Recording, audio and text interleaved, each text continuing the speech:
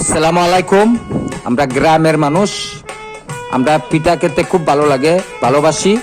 বিভিন্ন ধরনের পিঠা খাই। দেখেন, নিজের হাতে তৈরি করছি।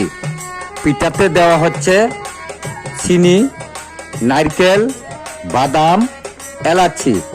খুব মজাদার পিঠা, সুগন্ধি পিঠা। খাবেন, আপনারাও খাবেন। কৃষক মানুষ তো আমরা, পিঠা খাই, গ্রামের মানুষ, গ্রামকেই ভালোবাসি বেশি। আপনারা ভালো থাকবেন। আসসালামু আলাইকুম।